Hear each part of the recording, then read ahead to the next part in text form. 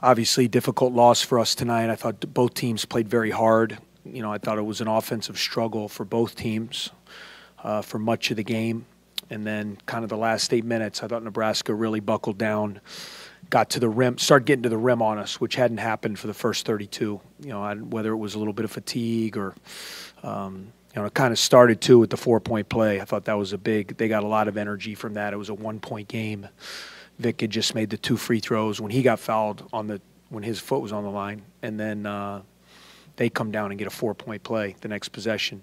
I thought that gave them a lot of energy, and obviously credit to them. I thought they finished the game very well. It was to me, it was like a slugfest grinder game, and we knew we were going to have to play a game like that when you don't have McIntosh. Obviously, we were going to have to defend our tails off. We were going to have to try to be smart offensively and play through our main guys and try to get them to looks. And for the most part, I thought we did that. It was just one of those nights where we didn't shoot the ball very well, which did us in at the end.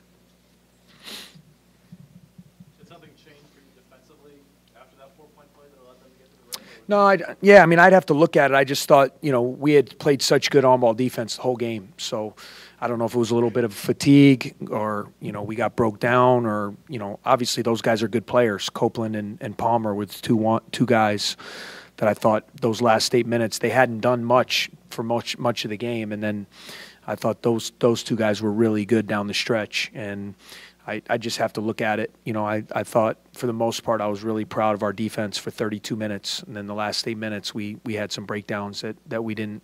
It was just a tough time for that to happen.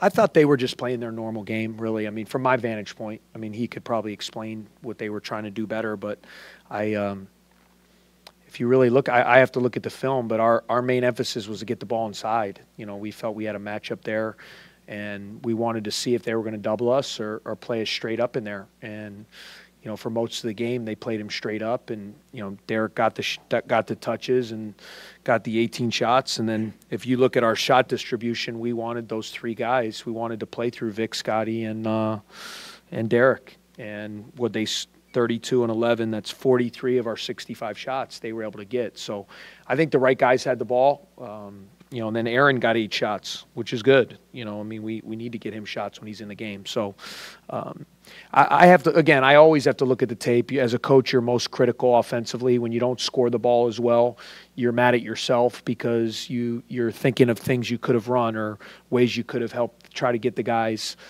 easier shots. The fact of the matter is when you take our main creator out, we become a team that has to really score off our offense because that's not really the strength of what a lot of our guys do. They're good players, but when you have a guy like Bryant, he can break you down. He can play in pick and roll, and obviously that's a big element of what we do. But you have to play with what you have. I'm not making excuses. It's part of the game.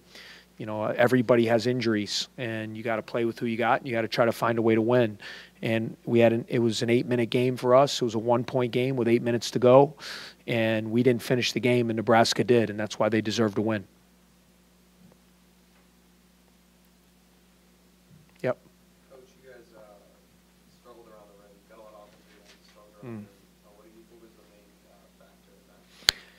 I think part of it was their length. I don't want to discount that. They have good length. With Copeland and their big guys, Chimanga and Roby, and Borchert came in and gave them good minutes, and Okeke, and they got some length at the rim. So I thought they bothered us with some of those shots, and then I think some of them you got to finish. It's a lot of times you can look at things throughout the game, but the teams that were able to finish the shots and make the shots when they had them. It's kind of like the microcosm of the Vic and the Gill play. Vic, he rims the shot in and out where he gets fouled on the jump shot, and his foot is like a millimeter on the line. And then the next play, Gill gets the same play, and he makes the shot and gets fouled, and it's a 3. So, sometimes it's things like that. We're going to keep battling. I don't know Brian's status going forward. Hopefully we'll get him back sooner rather than later, but we got to prepare to play without him until he's healthy. Obviously, it's a tough loss, but was Yeah, I mean, I thought our ball movement was pretty good. You know, I mean, I thought we really worked hard the last couple days. We knew Bryant was most likely not going to play. So we worked really hard the last couple days on moving the ball, hitting the post, trying to get guys in different positions. We put in a few wrinkles to try to get Scotty and Vic the ball in areas that they like it. And so overall, you know, I'm not so sure it was, I mean, the offense that we were running versus we just didn't shoot well. You know, but I'll like I told you guys, I'll critique myself more than anyone as a coach when you're inefficient offensively, especially me. I'm the most hard on myself because I want to help the guys try to get as good a shots as I can. So we'll watch the film, and we got a couple days to work on it and hopefully get it right for Friday.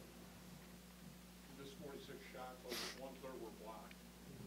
Were you happy that they were being aggressive going inside? Yeah, I was.